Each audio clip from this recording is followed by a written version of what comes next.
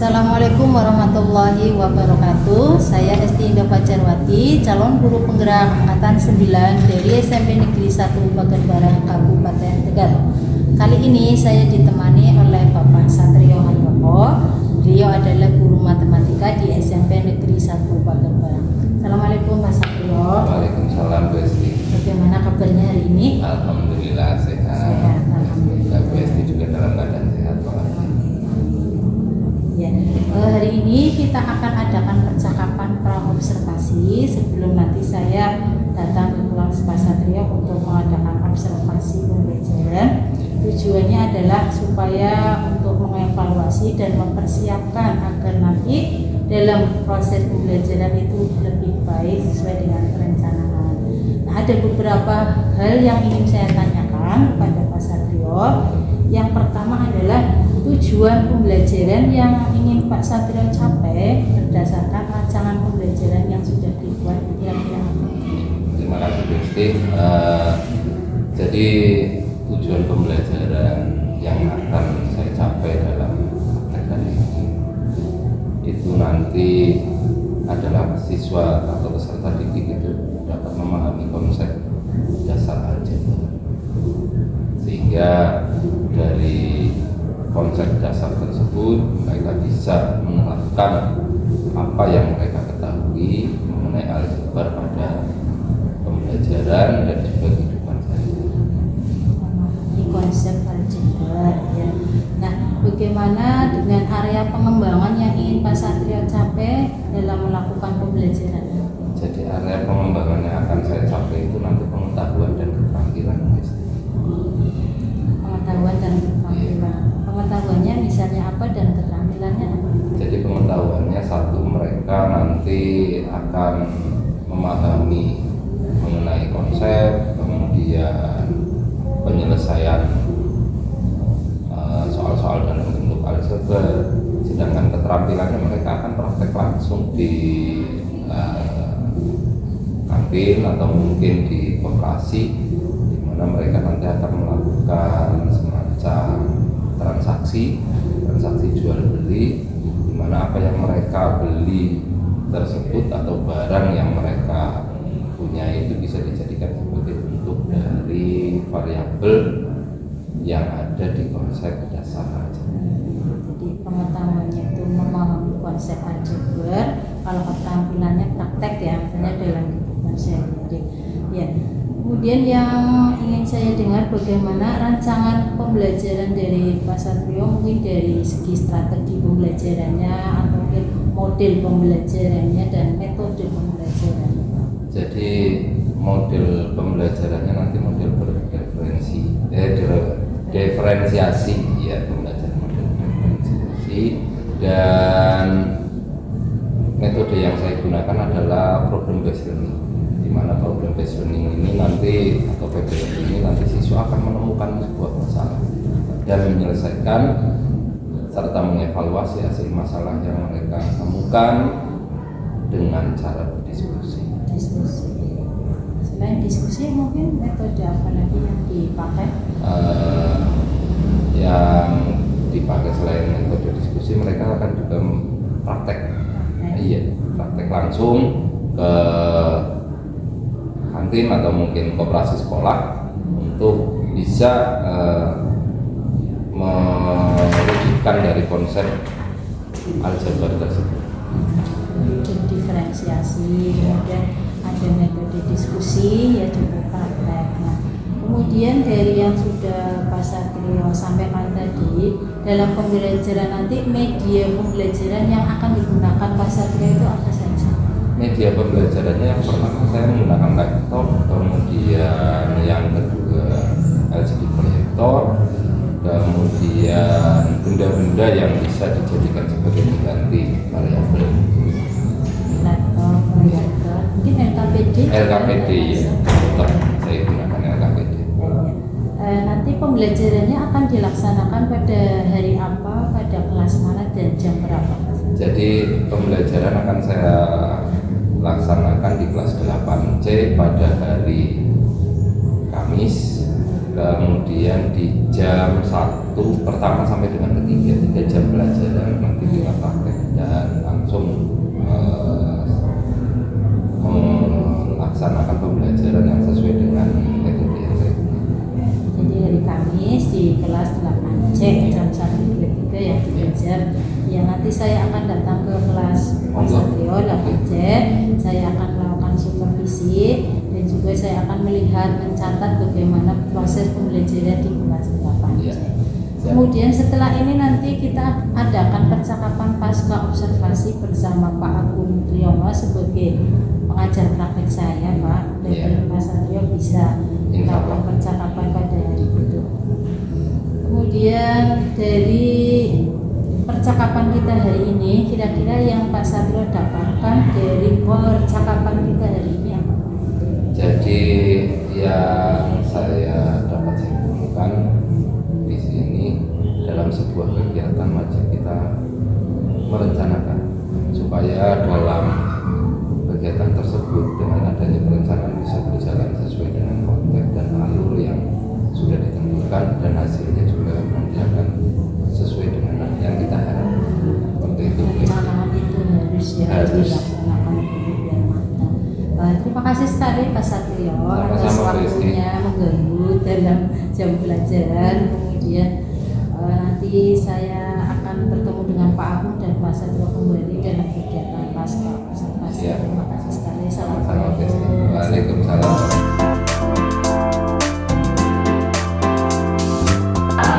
Silakan ketua kelas menyiapkan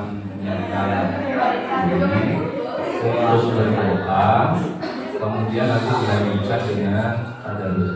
Silakan dimulai teman-teman. Siap, mulai.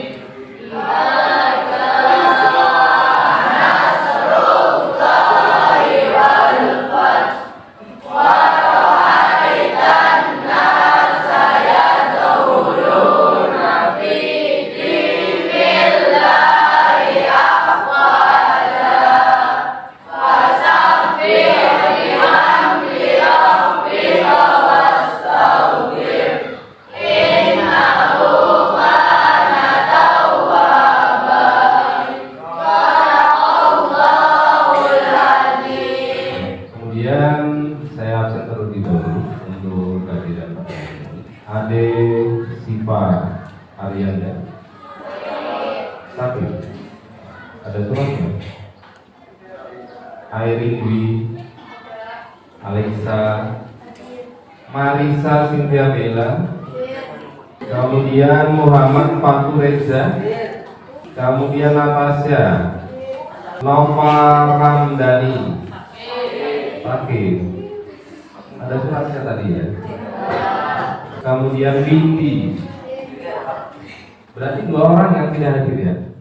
Pada kesempatan hari ini saya ingin mengulas kembali sedikit mengenai materi yang minggu lalu saya sampaikan, yaitu materi aljabar. Masih ingat materi aljabar? Apa itu aljabar ya? Tunjuk jari yang tahu? Ya, Mbak siapa sebutkan namanya? Ya. Silakan. Satu bentuk matematika yang penyajiannya memuat variabel atau keubah untuk mewakili bilangan yang diberikan. Iya. Terima kasih ya. Itu pengertian aljabar kemarin sudah kita bahas. Ya, beri tepuk tangan untuk teman kalian yang sudah menjawab dengan benar. Kemudian dalam aljabar di sini ada 3 unsur. Kemarin sudah saya jelaskan. Ada 3 unsur. Unsur yang pertama apa ya, Tujuan? Yang tahu? Ya, Mbak siapa, sebutkan namanya? Tasya Bella. Silakan Mbak Tasya. Variabel atau keubah, koefisien dan konstanta. Iya. Apa variabel? Variabel adalah Berupa bentuk sebagai pengganti suatu bilangan yang belum dinilainya. iya. Tepuk tangan untuk Mbak Tasya Bella. Jadi variabel itu adalah faktor huruf, ya, sebagai pengganti bilangan yang belum diketahui. Kemudian unsur yang kedua selain variabel, ada yang tahu? Ya, Desta. Konstanta adalah bilangan yang tidak memiliki variabel. Iya. Yang kedua adalah konstanta. Itu adalah bilangan yang tidak memiliki variabel. Kemudian unsur yang ketiga adalah koefisien. Ada yang tahu apa itu koefisien? Ya, Mbak siapa namanya? Layu, Mbak Layu. Koefisien yang biasanya mengiringi variabel. Ya, beri tepuk tangan untuk Layu dan Mas Desta tadi dulu. Ya, jadi untuk koefisien adalah sebuah bilangan yang mengiringi atau berdampingan dengan variabel. Jadi itu tadi adalah 3 unsur yang ada dalam bilangan aljabar. Pengertian aljabar itu sudah kalian pahami, sudah kalian mengerti. Kemudian bilangan atau aljabar di sini juga ada pada kehidupan kita sehari-hari.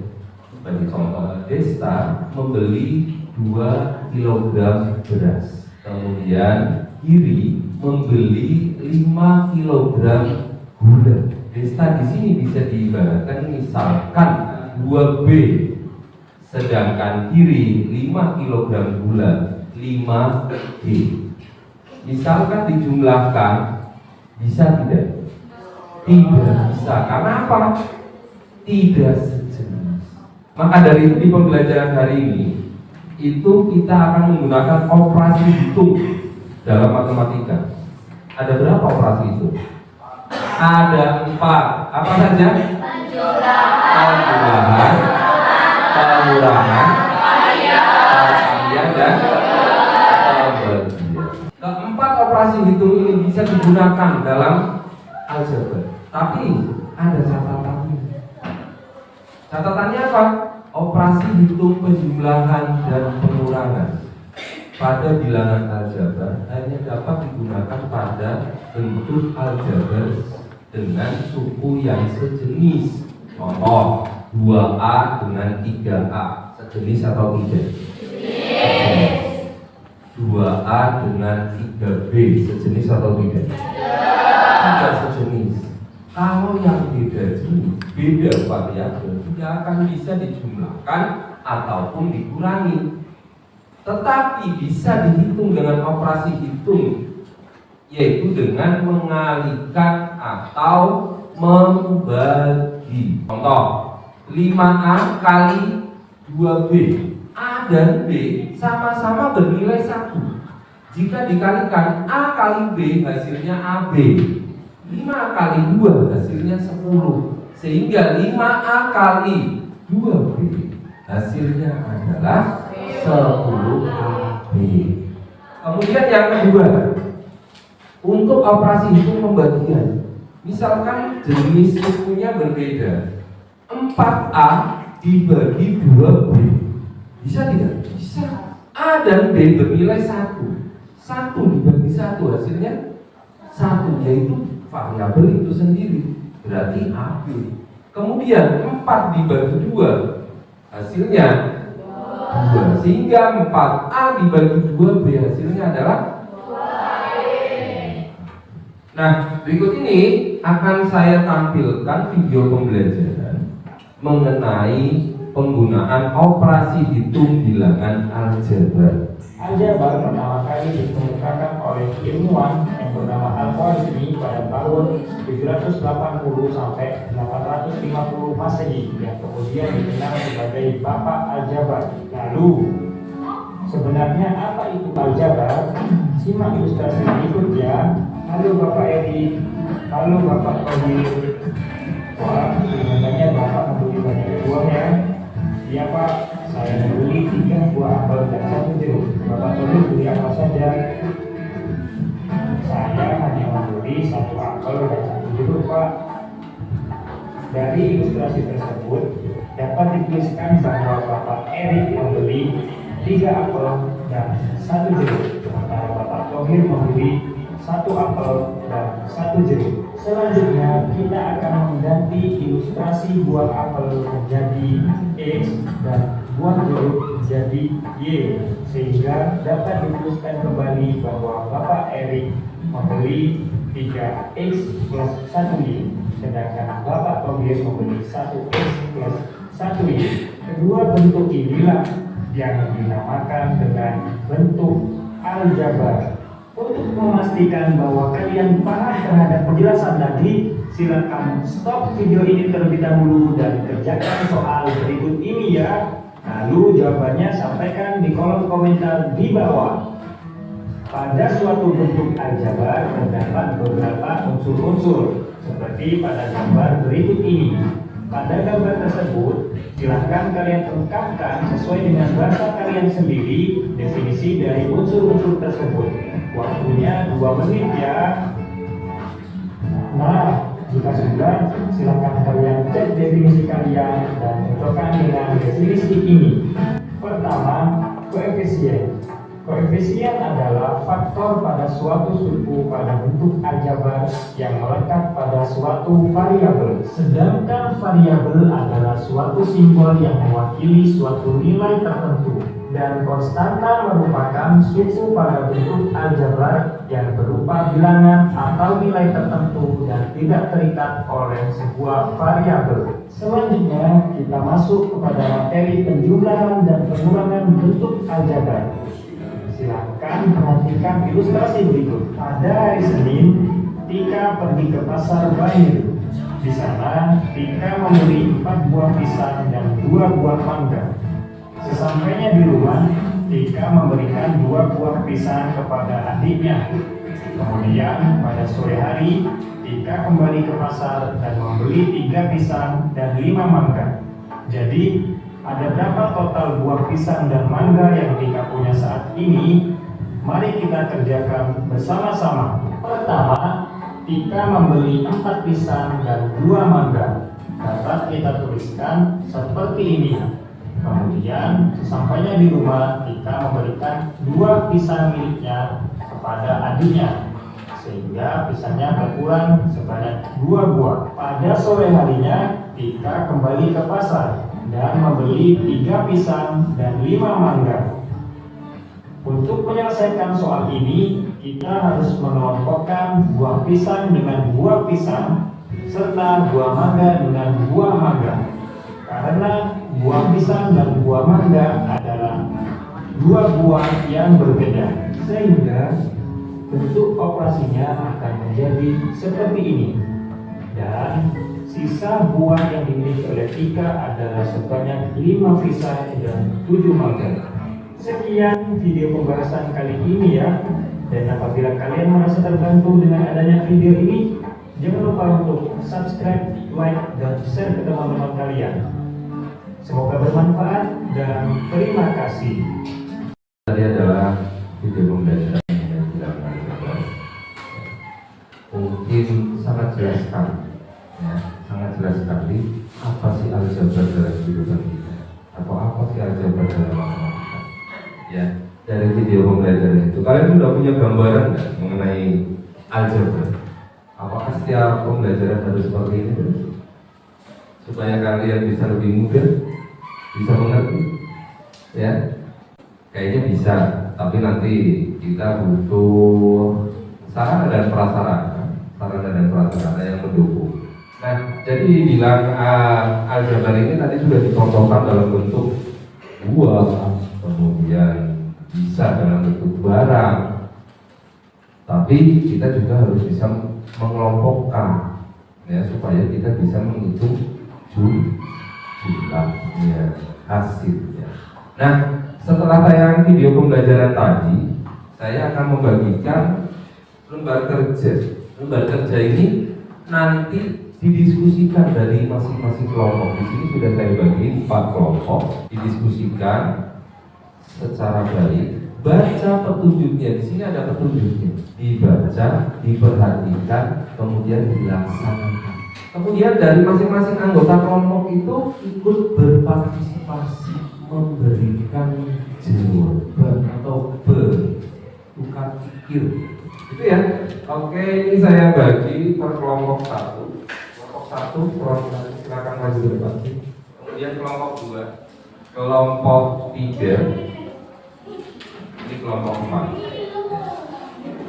Silakan kalian baca petunjuknya, kemudian mulai kalian kerjakan atau kalian isi pertanyaan-pertanyaan yang ada pada lembar kerja atau lembar kegiatan peserta didik pada LKP. Apa yang jadi pertanyaan, apa yang akan didiskusikan dengan teman kelompok.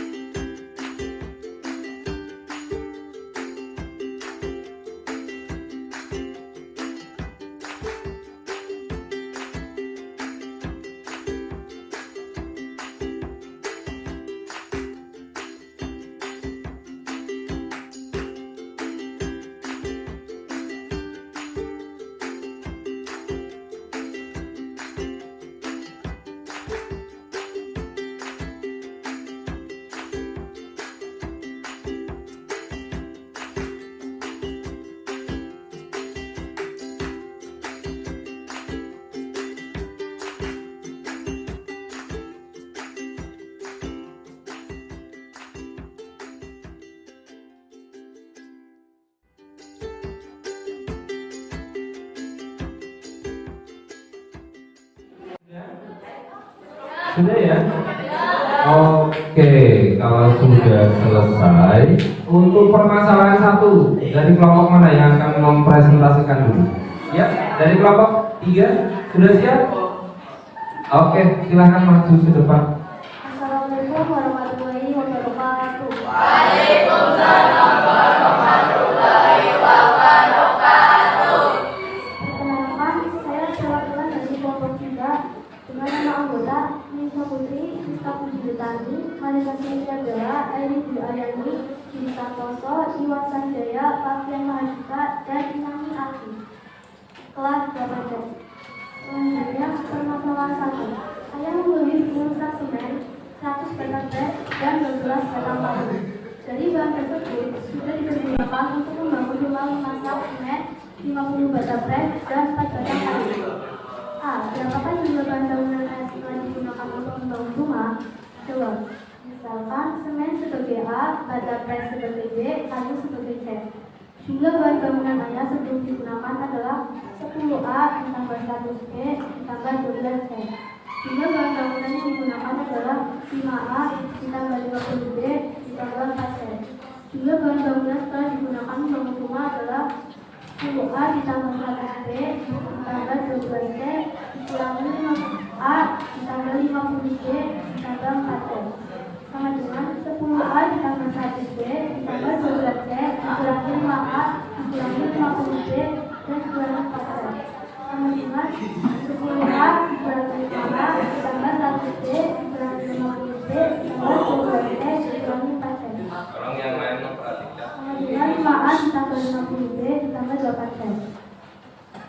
jumlah bahan bangunan setelah digunakan 5 sak semen, 50 bata pres, dan 8 batang kayu.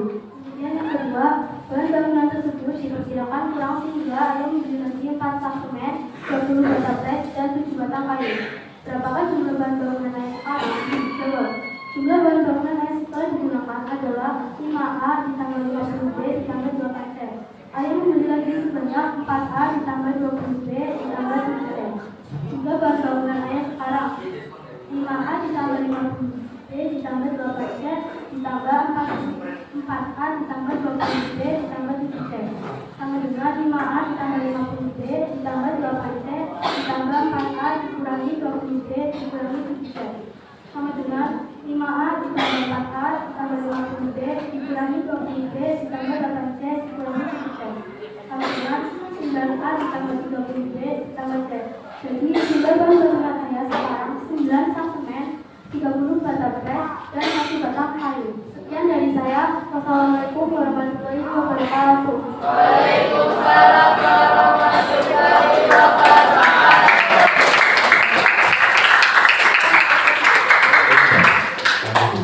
Jangan kembali ke kelompok ini. Jadi itu tadi adalah presentasi atau hasil diskusi dari kelompok 3. Sudah sesuai atau beda? Ada yang beda? Ya, ya silakan Mbak Mesa dulu. Beda?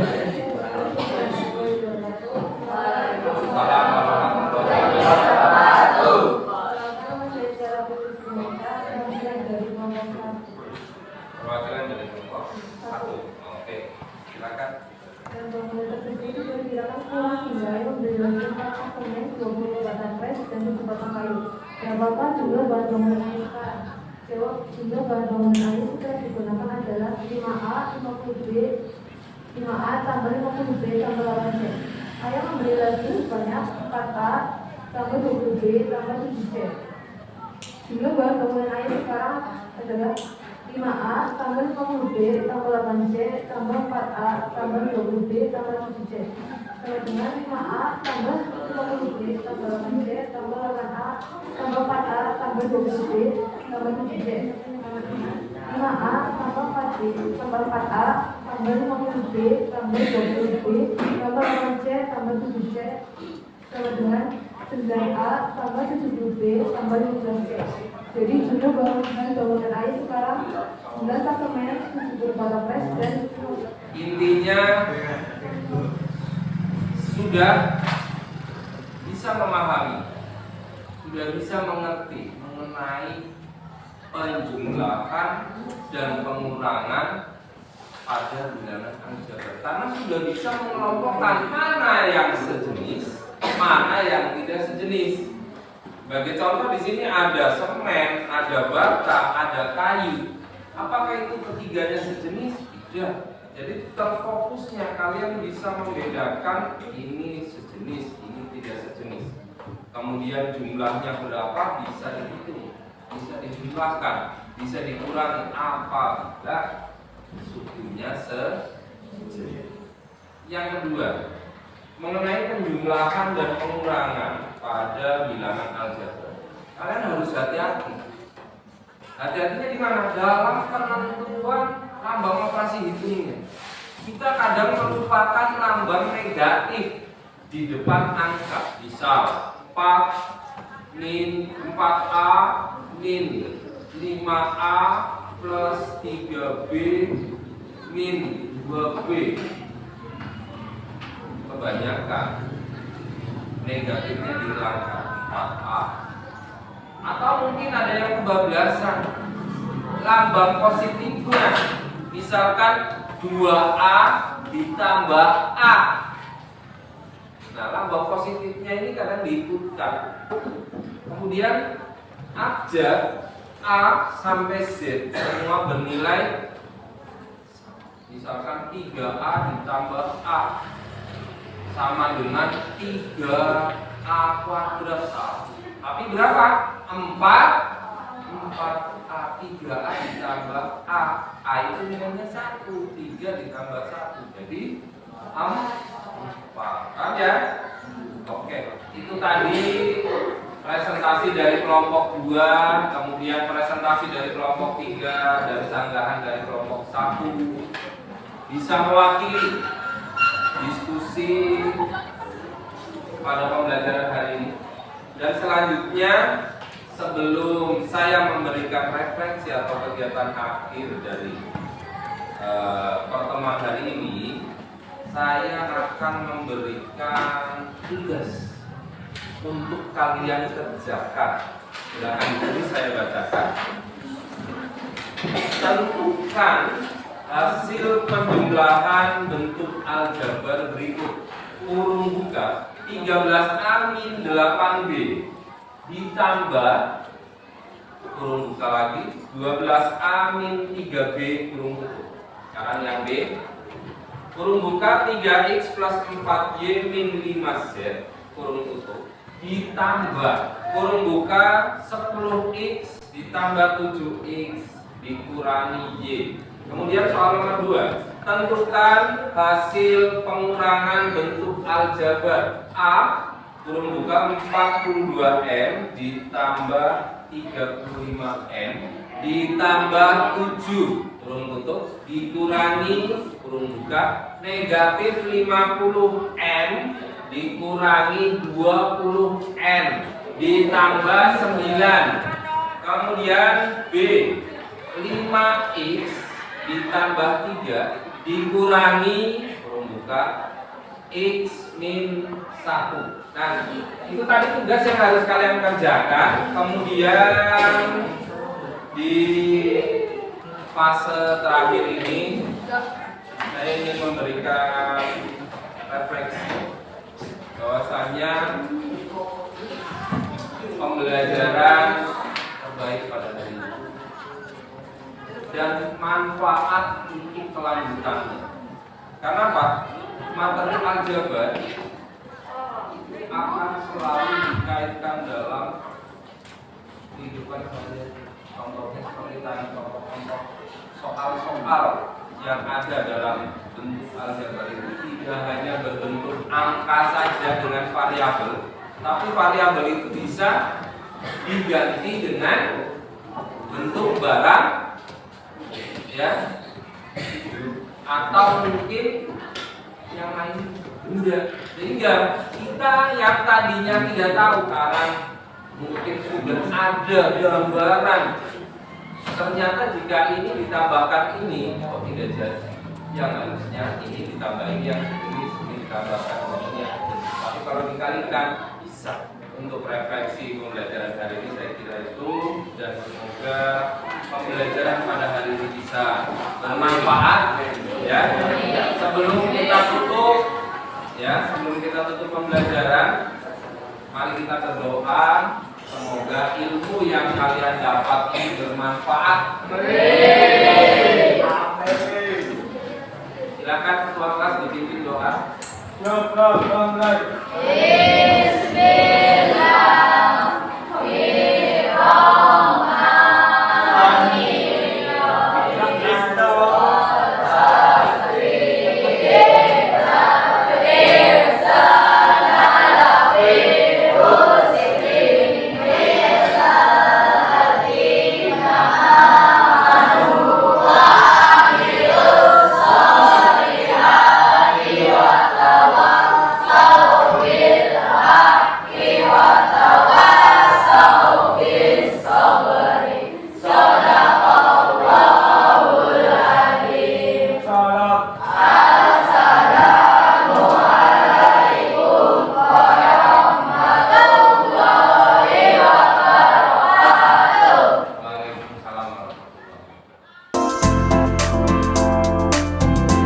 Assalamualaikum warahmatullahi wabarakatuh.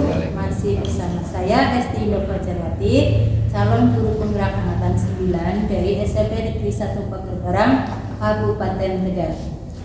Saya masih ditemani oleh Bapak Satrio Handoko sebagai guru yang telah saya temani dalam observasi, dan juga ditemani oleh Bapak Agung Triyono sebagai pengajar praktek saya pada pendidikan guru penggerak angkatan 9 ini. Assalamualaikum Mas Satrio. Waalaikumsalam. Bagaimana kabarnya hari ini? Alhamdulillah Sehat, Pak Agung? Sehat? Alhamdulillah. Ya, baik, di percakapan pasca observasi ini saya akan memberikan pertanyaan-pertanyaan pada Pak Satrio terkait jalannya proses observasi kelas yang sudah Pak Satrio lakukan di kelas 8C ya. Iya. Ya. Dengan tujuan untuk mengevaluasi sejauh mana proses pembelajaran yang sudah Pak Satrio lakukan. Untuk pertanyaan yang pertama, bagaimana nih Pak Satrio perasaan Pak Satrio terkait dengan jalannya kegiatan observasi kelas yang sudah berlangsung di lapangan? Ya. Terima kasih kesempatannya yang diberikan pada saya, Bu Esti.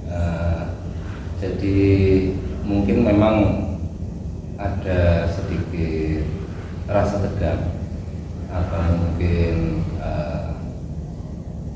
grogi karena dalam observasi ini walaupun sebelumnya kita sudah biasa mengajar, tapi begitu observasi ini kan kita menggunakan grip atau alur pembelajaran yang sesuai, sehingga butuh kiat-kiat khusus yang sekiranya bisa melancarkan pembelajaran, kemudian menghilangkan rasa tegang walaupun sudah terbiasa. Akhirnya ya itu tadi, awal menggunakan model atau metode pembelajaran ini masih sedikit kaku.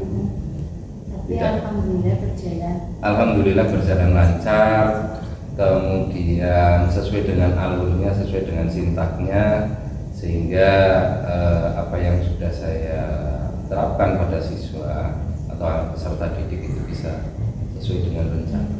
Alhamdulillah sekali ya Pak Satrio ya. Bisa diceritakan kembali Pak, seperti pada pra-observasi itu area pengembangan apa yang Bapak Satrio lakukan di kelas, kemudian langkah-langkah pembelajaran yang sudah dilakukan di kelas 8C kemarin?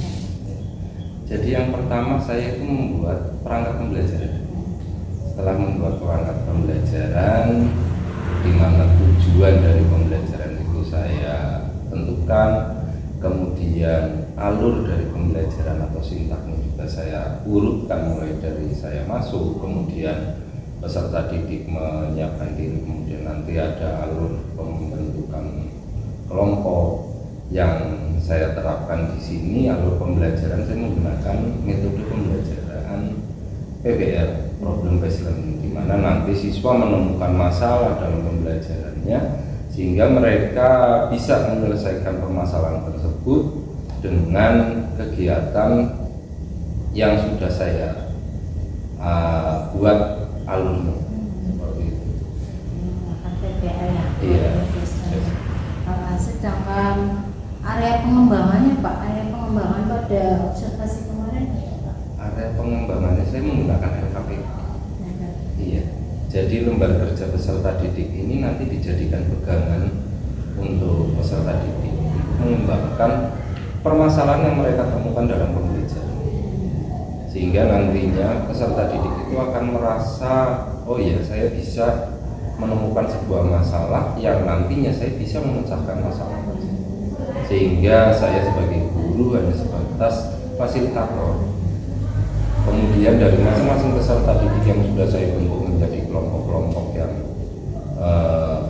kecil, kelompok-kelompok kecil, karena satu kelompok itu terdiri dari 4 orang sampai 5 orang, itu mereka bisa berkolaborasi.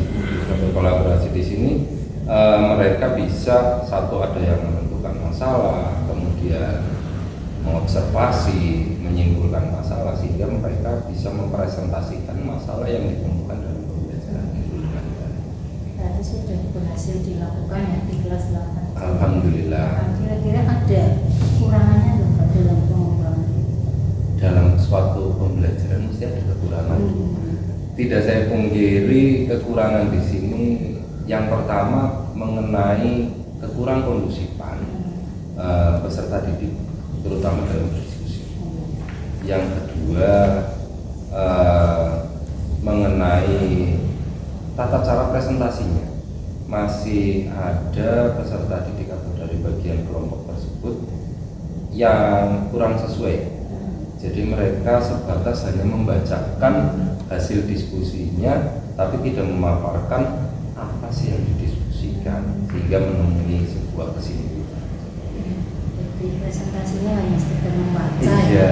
depan presentasi kan mengkomunikasikan. Nah, seperti itu. Intinya kan kita mengkomunikasikan, tapi dari mas anak mungkin ini juga baru ya, mereka masih sebatas membaca, tidak bisa tanpa teks mereka memaparkan ini loh masalah saya seperti ini, kemudian yang diobservasi ini, atau mungkin dalam penyelesaiannya atau penyimpulan masalahnya seperti itu.